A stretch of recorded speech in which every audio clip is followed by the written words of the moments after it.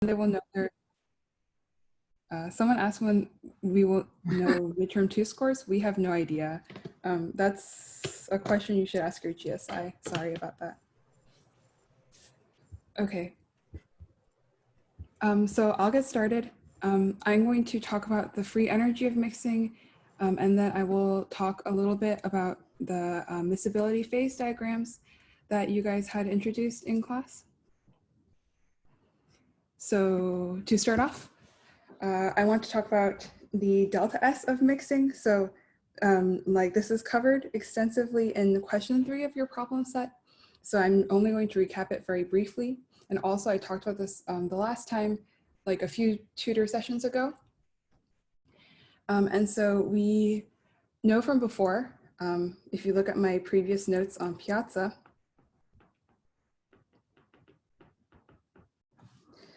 the entropy term for a binary mixture, and we can call this S mixture. And I came to the final equation of it being equal to minus n total times kb times chi sub 1 ln chi 1 plus chi 2 ln chi 2. Okay, and so I wrote this expression at the top, delta S mix equals S mixture minus S of the unmixed state, so pure molecule 1 or pure molecule 2.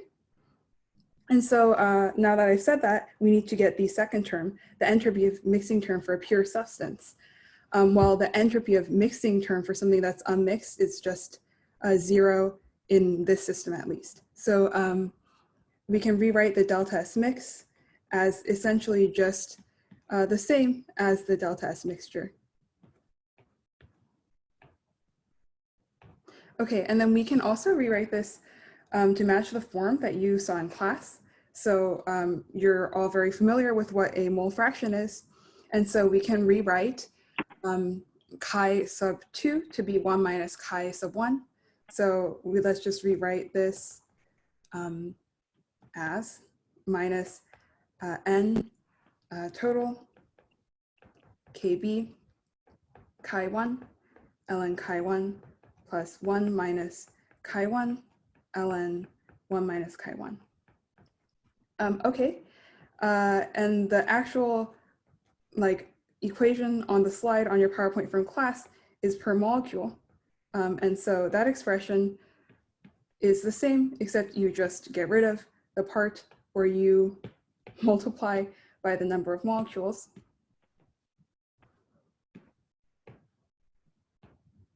And so you come to these two expressions here.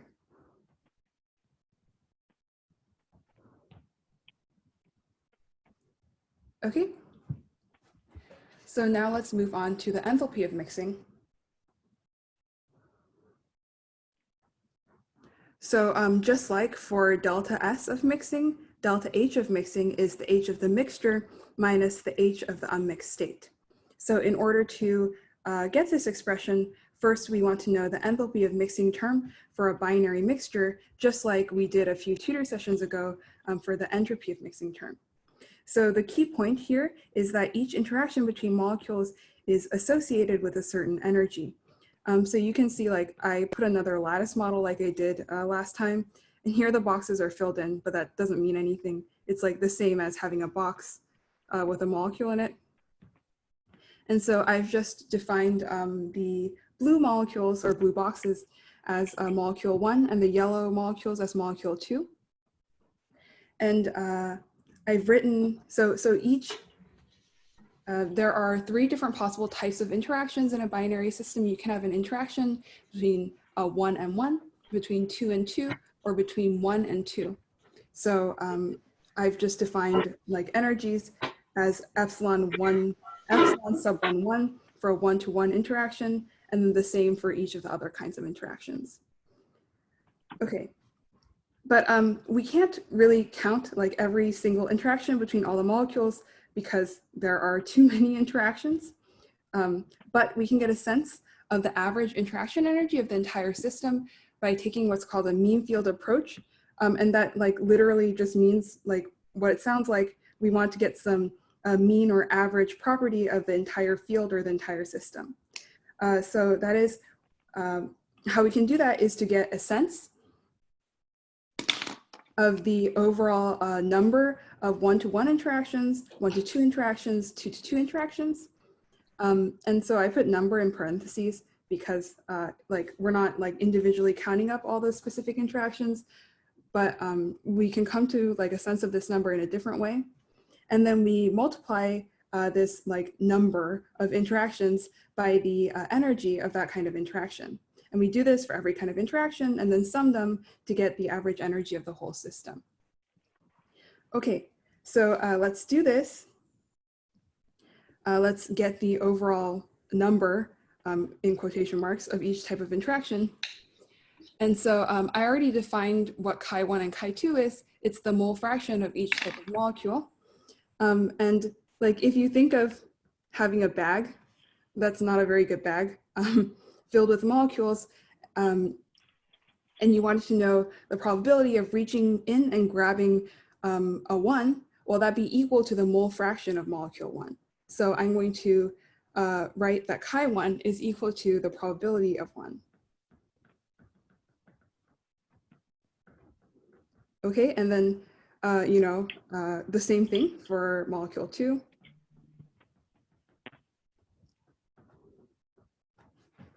So now that we have these probability of drawing each of these molecules, now we want to know the probability of each interaction. So the probability of a one-to-one interaction is kind of like reaching into the bag and drawing a 1 and then drawing another 1 again. And so what is that probability? Well, okay, we said the probability of drawing a 1 is chi sub 1, and then we will multiply that by the probability of drawing another 1. And you don't really have to like subtract by 1 because we have so many molecules. So we can say that this is like roughly chi sub 1 squared. And so we would do the same thing for each of the other interactions, right? So for the 2-to-2 interaction, we have 1 minus chi sub 1 squared. And then for the 1-to-2 interaction, we can come at this in 2 different ways. We can draw a 1 and then a 2, or a 2 and then a 1. So here is the 1 and then a 2. And then we can draw a 2 and then a 1. Okay, so now we have the probabilities of each interaction. And then, of course, to get the number of each interaction, we need to multiply by the total number of molecules, n total. So let's do that. Sorry.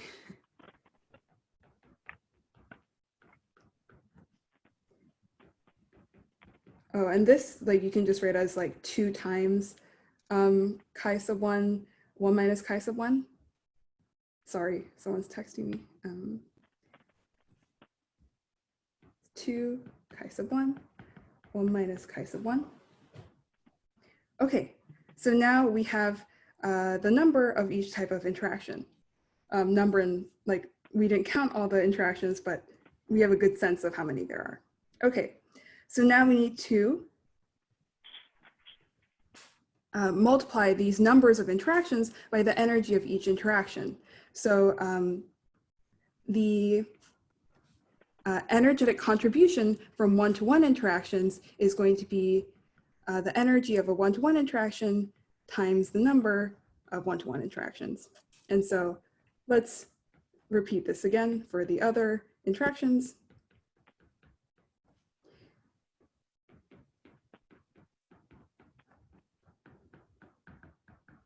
Okay. And so one little like, just like a detail is that in order to get the overall average energy of the system, which like I'm going to call epsilon in these triangle brackets, that's just like how it's usually denoted, is that we can't just sum these, we have to sum these and multiply by 2. And the reason for this is that we multiplied by the pair interaction energy.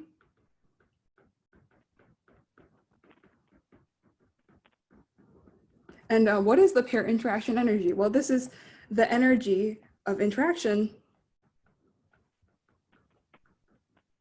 between 2 molecules, right?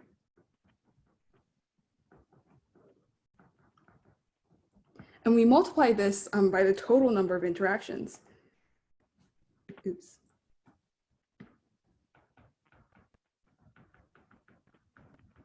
And in doing so, we've actually counted each energy twice.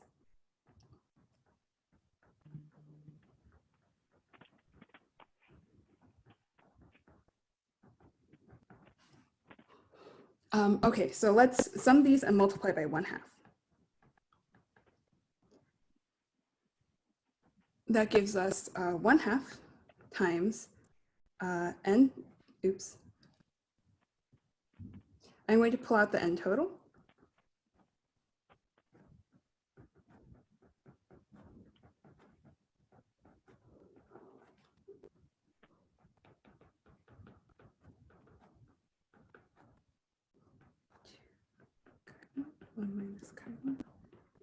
Wait, Maya, do you know how to do the gallery mode? Sorry? Oh, okay, sorry. So this expression or equation is H mixture. Okay, so now that we have H mixture, we need to know the enthalpy of mixing term for an unmixed substance. How can we come to this? Well, we have the expression, we have the equation for the average energy of a mixed substance, right? And in order to do that, we calculated the energy contribution from a 1-to-1 interaction plus the energy contribution from 2-to-2 interactions. And you know, a 1-to-1 interaction is an interaction between the same kind of molecule. So this is an unmixed interaction. And the same goes for a 2-to-2 interaction. The only interaction that's, I guess, a mixed interaction is this term right here, because this is the energy contribution from a interaction between a 1 molecule and a 2 molecule. So just get rid of this term, and now you have the equation for the unmixed enthalpy.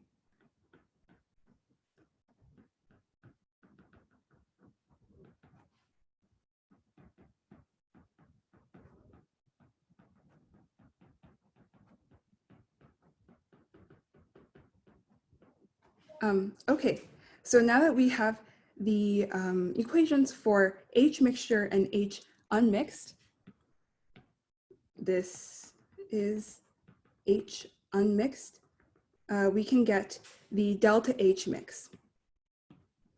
So let's just plug everything in. So delta H mixture was 1/2 n total E sub 1,1. Okay.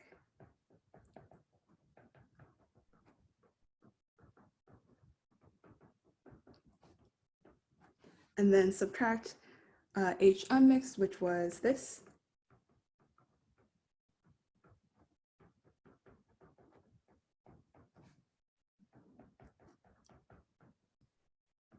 I think you forgot a X1 Ooh. in the last term. Last term. The first line. The first line? Yeah, last term of the first line. It's not important, but. Oh, yeah. So it's only 1 minus chi1, but yeah. Yeah, found it. Thank you very much. Okay. And so now we can cancel terms out. So we get this that cancels out with this that cancels out with this. So basically we've gotten entirely rid of the second term. And then now we can cancel out the 2 and the 1/2. And this gives us n total times this. Okay, so this is the delta H mix. But a note I will make here is that epsilon sub 1, 2 is the same as this gamma term, which is the term that you used in class, which is the differential pair interaction energy.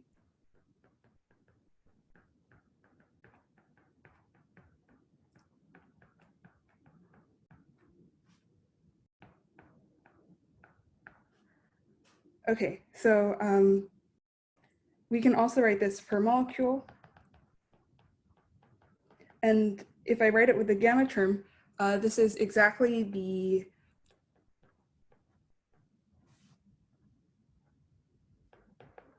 equation that you got on a slide in lecture, if you look back.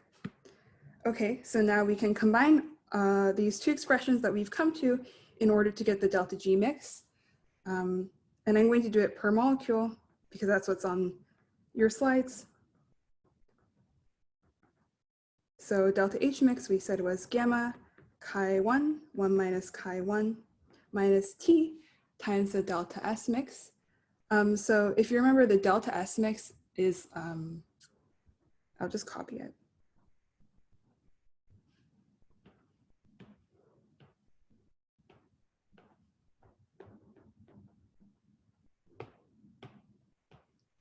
Okay, because there's a minus sign here and here, I'm just going to get rid of both of them and make this a plus.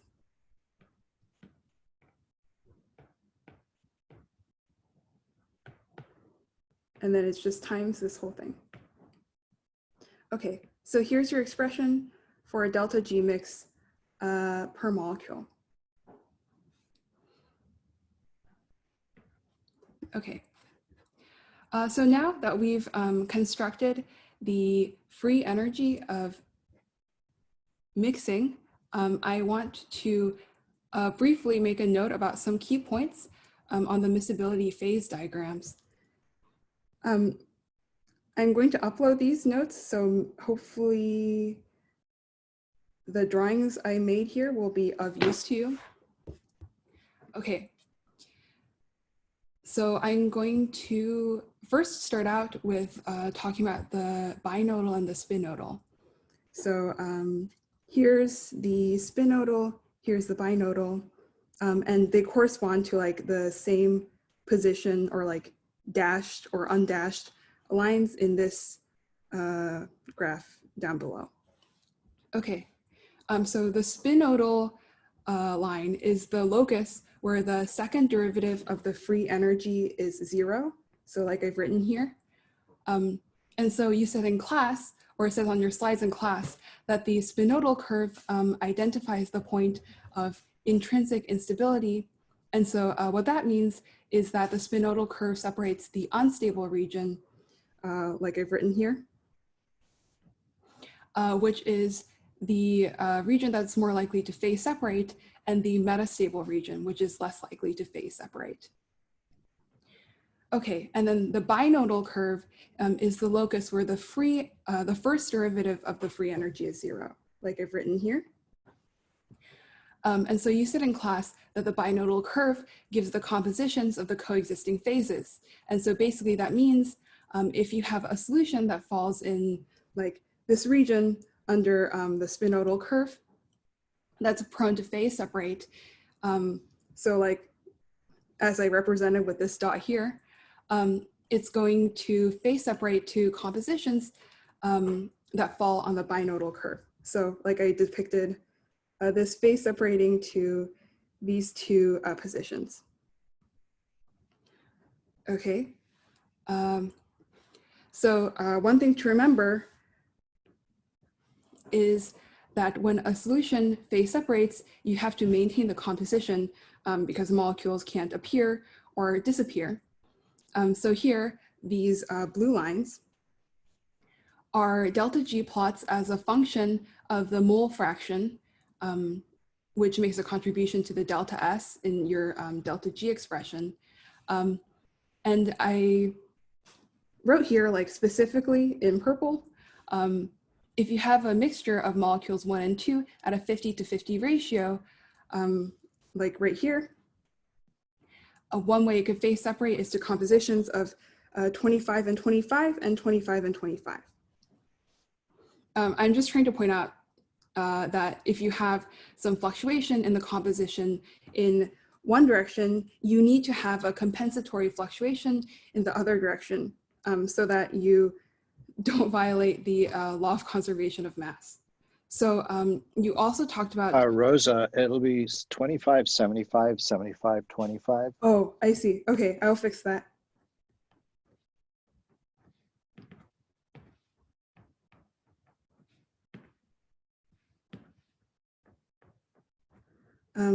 Okay. Then you talked about the curvature of the free energy plots. And so if you have a positive curvature, since we were just talking about how if you have a fluctuation in composition in one direction, you need a compensatory fluctuation in the other direction. Here, as a consequence of the curvature, the change in delta G will be a net positive. So to explain that a little further, if you move an equal amount on the x-axis to the right, so the x-axis is chi, and of course, you'll need to move an equal amount to the left in order to preserve the composition. As you move in one direction, in this case, as you move to the right, you're going to move farther up on the y-axis than you move down on the y-axis as you go in the other direction. So if you sum the change in the y-axis position, remembering that the y-axis is delta G mix, you're going to get a positive value. So a positive free energy indicates that there will be resistance to any fluctuation in composition, and thus a resistance to phase separation. On the other hand, if you have a negative curvature, the change in delta G will be a net negative. For like the same reasons that we just talked about for the positive curvature. Hopefully like the labeled changes will be like helpful in understanding like the exact like movement along the X and Y axes when I upload these. And so because there is no resistance to fluctuations in composition, this means that fluctuations can grow, like there's nothing opposing it, and phase separation can occur. And this process is called spinodal decomposition. I don't know if you said that in class. I just used the phrase because it was mentioned when I took the class. Okay, that's all I have. So if Amy is ready, I'm done.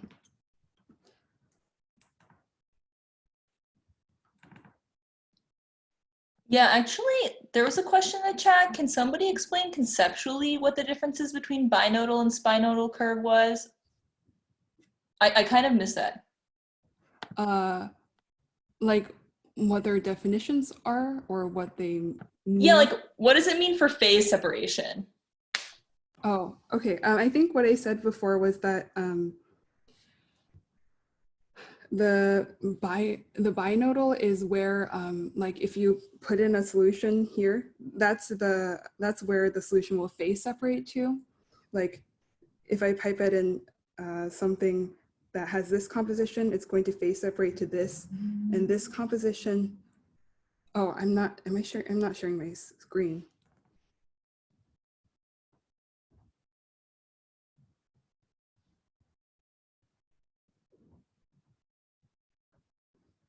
It's going to phase separate to compositions that fall on the binodal curve.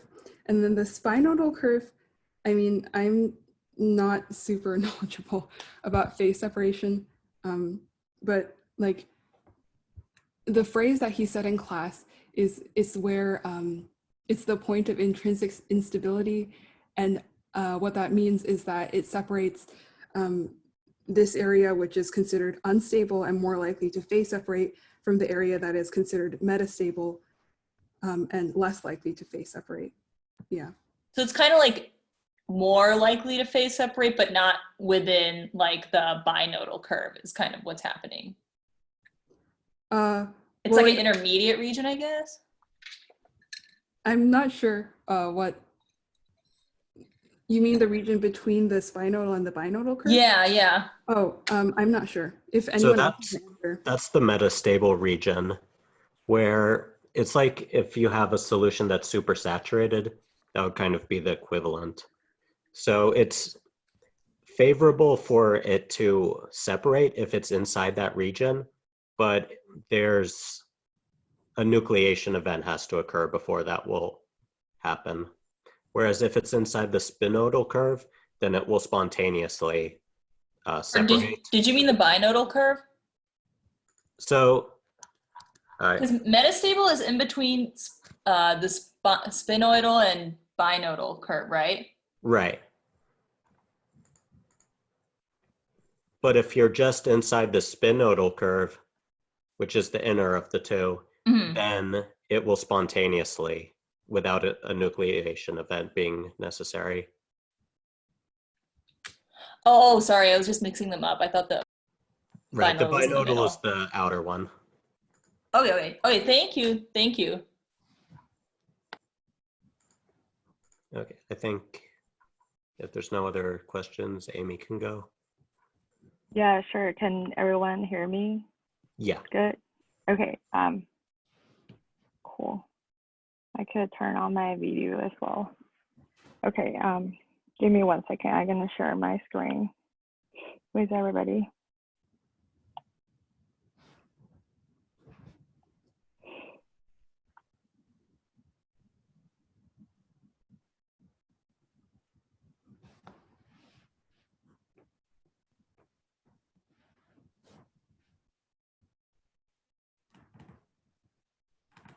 Oh, sorry. Can everyone see it?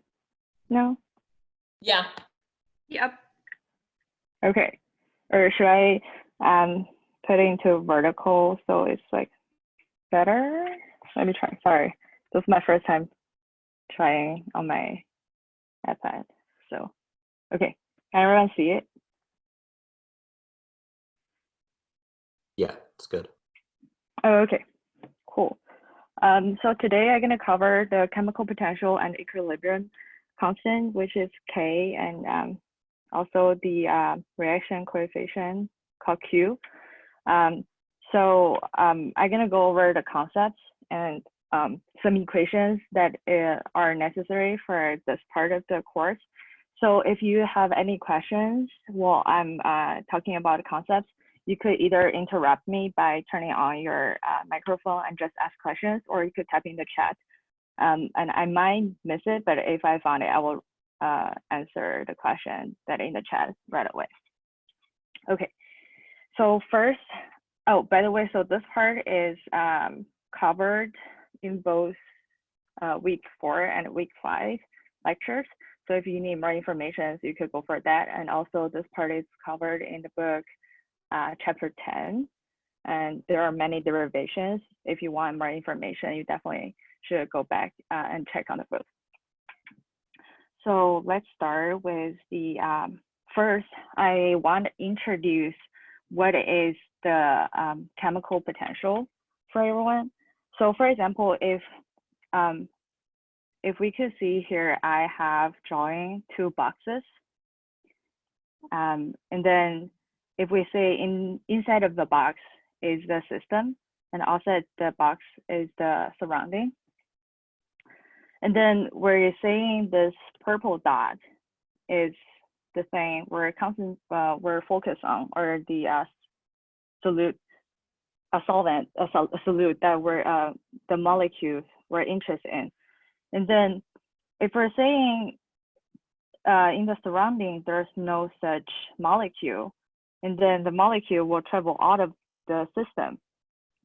And then maybe for 10 minutes or so, let's say, just for time purpose. And then we have only a certain amount of the molecule left in the system, and then some already travel out of the surroundings.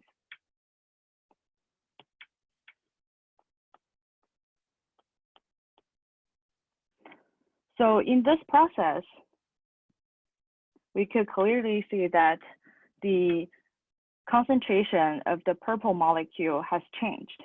And also, so they're not, how do I say it? So the change of the molecule also caused a property of the system change, which is the free energy. So what is chemical potential really is the free energy change respect to the change of number of molecules. So this is not the exact how it should wrote, but I will write it in a more standard way. So let me write. So this is free energy. Change upon change of molecule numbers.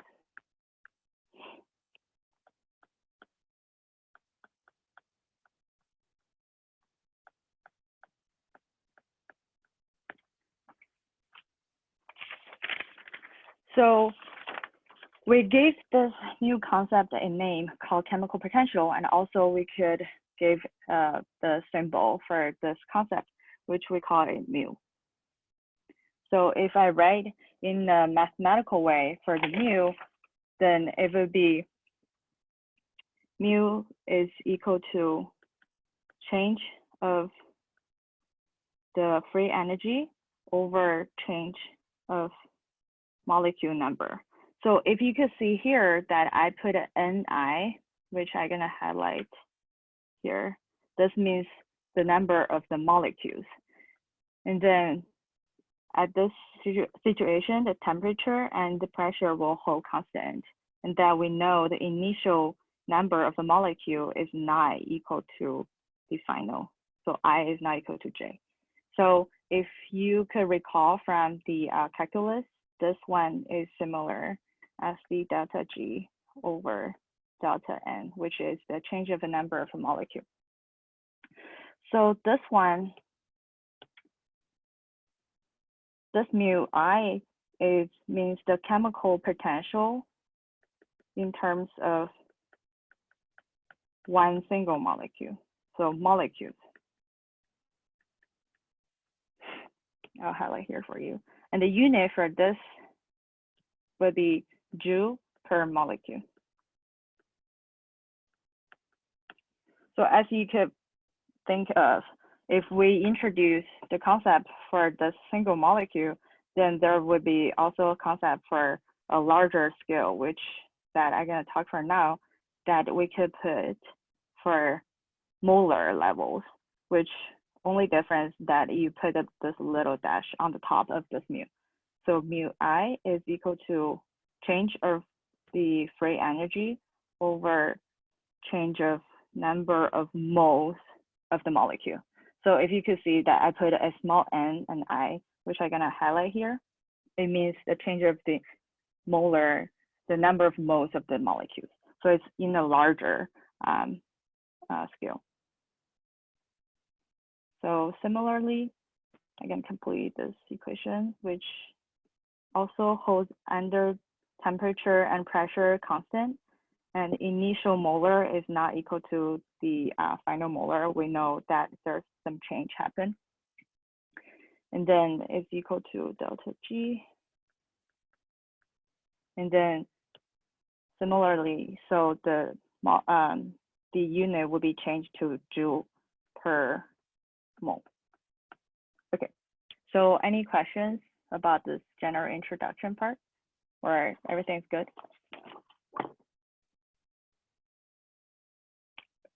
Okay, so no questions that I could see, so I'm going to continue. So in this equation, there are there's a big assumptions that we call ideal dilute solution assumption. The reason we could use this is because in the biological system, the water concentration is really high, which is about 55 molar. So we could consider the solution we're talking about is really dilute. So what does that mean by saying the solution is an ideal dilute solution? So it actually means three things. And I think these three things are good to know. So the first thing is that we know the solute molecules do not interact with each other. So, sorry. Do not interact with each other.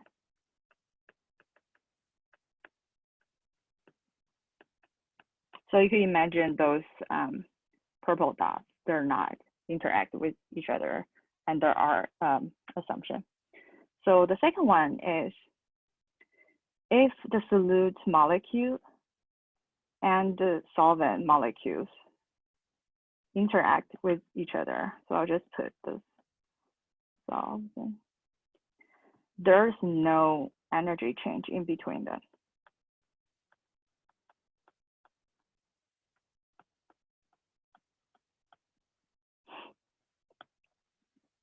Okay, and the third one is the molar enthalpy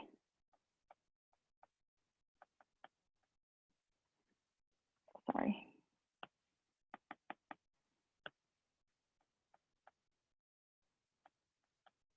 Or you could call energy. It solely depends on the entropy. I'll put S here because there's no interactions. Because there's no interactions between the molecules, between the solute or solvent. So there's no interaction. So there's no energy change in between the molecules. So all the activities of the movement of the molecules are depends on the entropy. Okay. So any questions so far, or all good? Okay, I don't see any questions. Okay. After finish the general introduction, we're gonna move to the important equations of this part. So the first thing I want to mention before we start the equation is that molecule move spontaneously from high chemical potential to low chemical potential. I think everyone could see this. Sorry, I saw a question here. Okay, I'm gonna pause for a second for the question. So the question is saying, do we need to consider the number change of other kinds of molecules in the system? Like delta G is caused by the number of change of two kinds of molecules.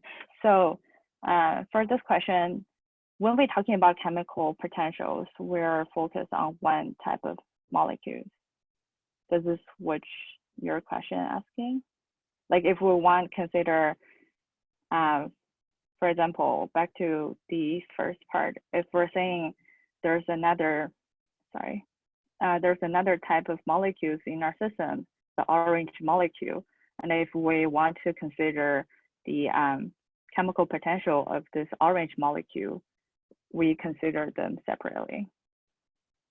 Does this answer your question?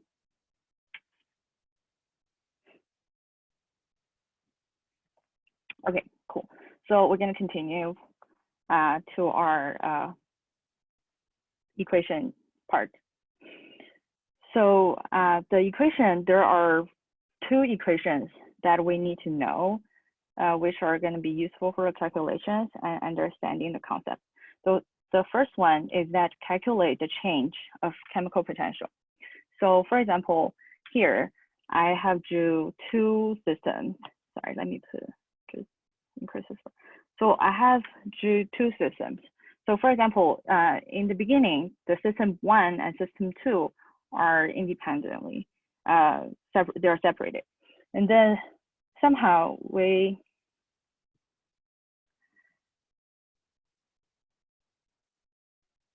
connect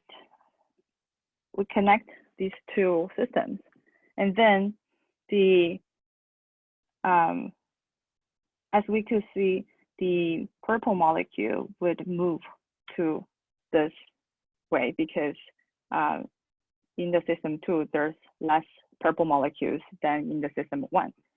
So at one point, those two systems would add a equilibrium situation, and then we could call it a final situation. Right. So if we would like to know what's the change of the chemical potential from the beginning to the end, then we could say the delta mu, is equal to mu final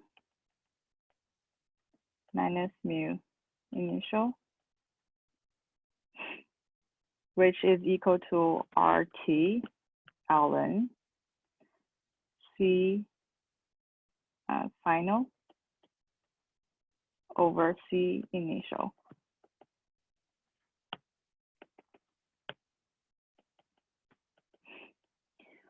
So RT, we know R is the ideal gas constant.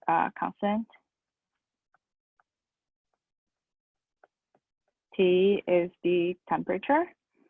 So for the C part is the concentration.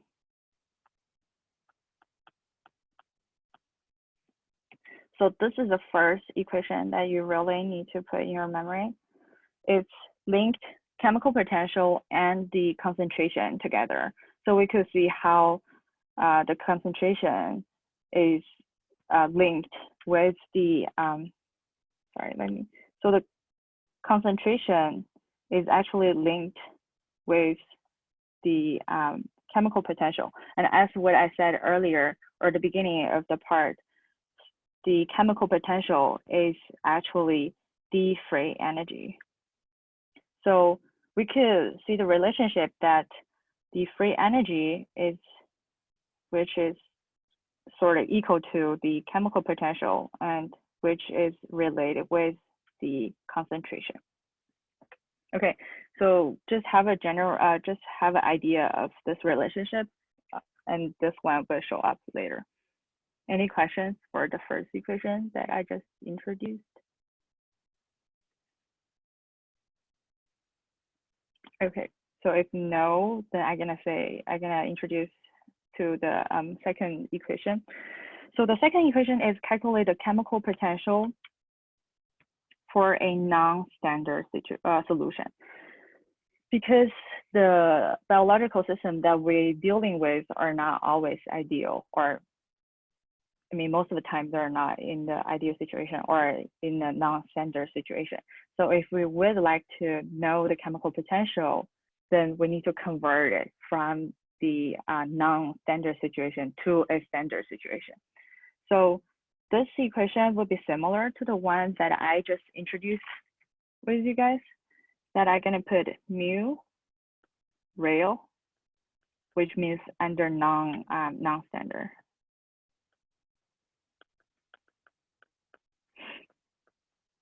Is equal to mu non. As you guys all know, if we put this little dot up somewhere, it means under standard situation, plus RT ln C as concentration and over C now. So I put C real. So if you guys could recall, under a standard situation, any solution's concentration would be equal to 1 molar, right? So we could simplify this equation equal to mu real equal to mu now plus RT ln C real. Sorry.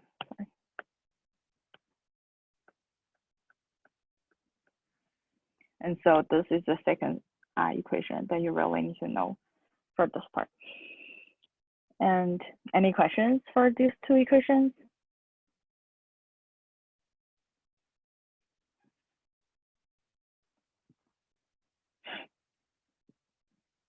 Or any other part I just covered? Okay, so if there's no more question, I'm gonna start the second large concept that I would like to introduce, which is the equilibrium constant and the reaction coefficient Q. So the detailed derivation is in the book section 10.6. You could definitely go back to check. I think if you read through, you should understand what's going on. And if you don't, you could always ask questions.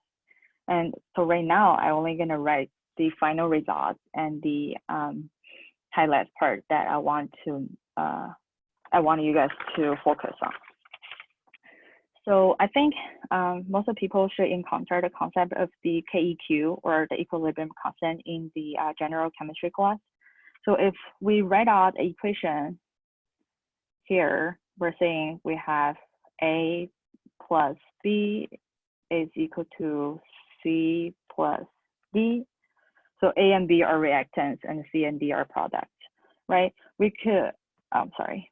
So if we want to write a KEQ for a chemical reaction, then that reaction should be a reversible reaction. So I just change the notation here.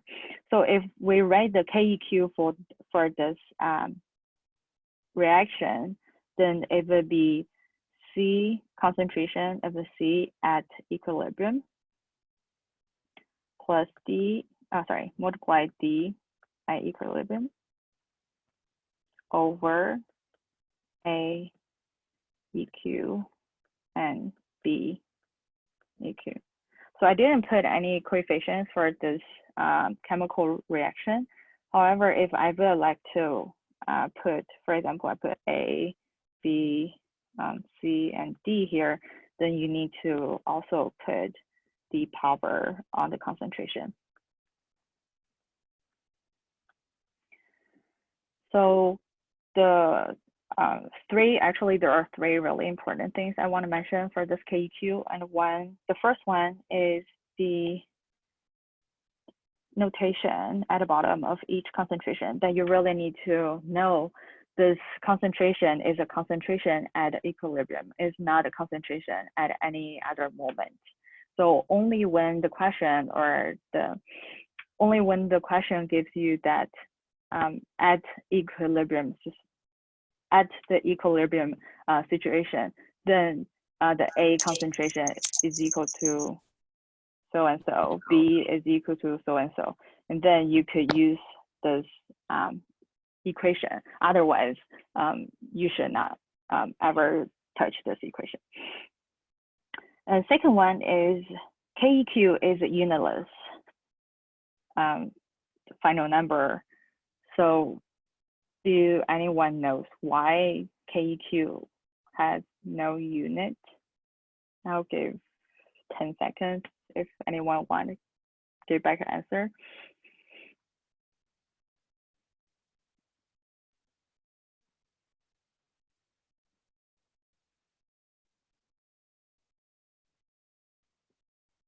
Okay, so I guess I didn't receive.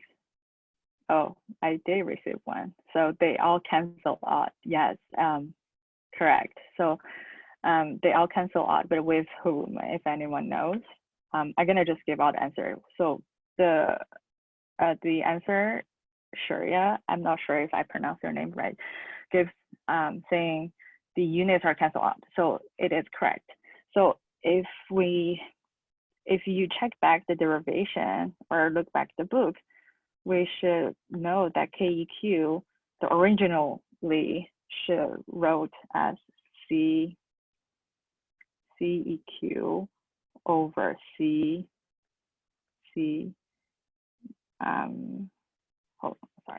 non, which means is the concentration under the standard situation, and same for D and other reactants. D non.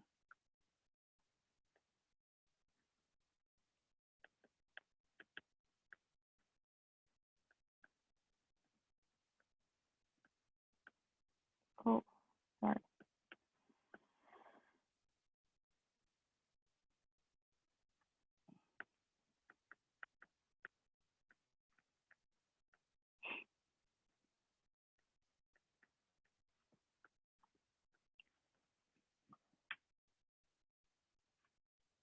Yeah, I think, thank you, John. I saw the time. I will finish in a couple minutes. So originally, the equation would be read out like this. And then, so the unit would be canceled out. So, so for example, the C, cancel out D, D, A, B, B. So they cancel out. So this KEQ will remain unitless. Okay. I'm not sure for this semester if you guys covered 1/2 equation. Can anyone just tell me yes or no, so I could continue or skip.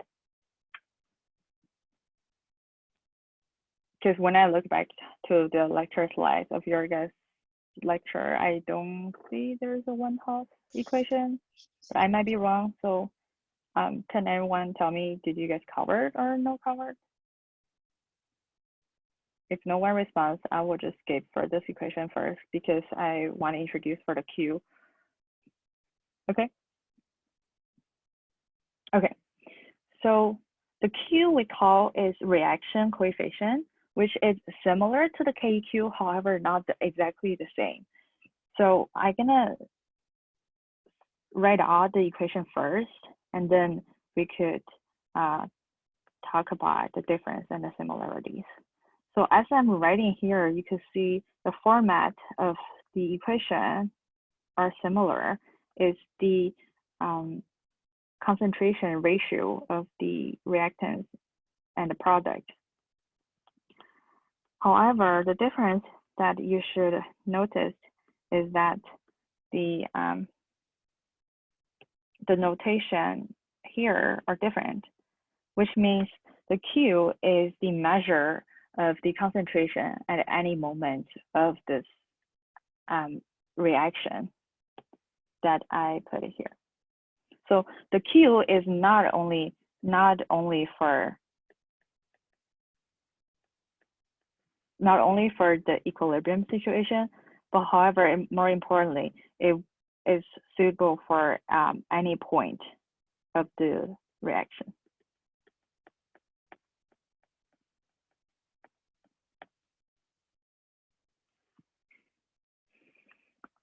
So any questions here? Or no? Okay, so I'm gonna take 1 more minute to finish the mass action ratio, and then we could hand over this to the problem set part. So the mass action ratio is actually the ratio of the KEQ and the Q, and we could use this ratio to tell the direction of the reaction going. So this is equal to Q over KEQ. And as I just said, this one could determine the reaction or the direction of the reaction.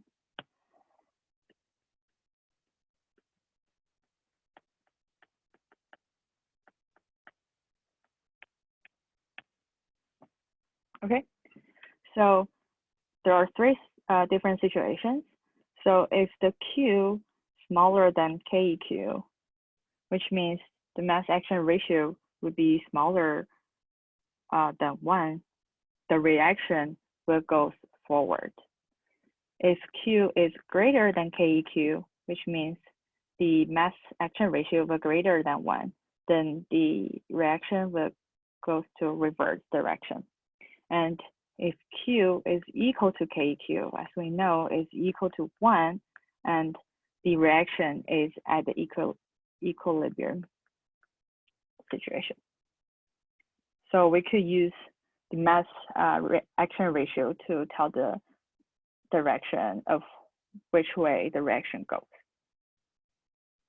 And I also have a comparison that I put different concepts of the delta G now, which I'm gonna post this part so you could look at the difference that I found was a little bit confusing, and hopefully this diagram could help you. If you have any questions, you could post on the chat. I'm gonna stay here a little bit. Otherwise, I think I could hand over this to the problem side part. Tutors.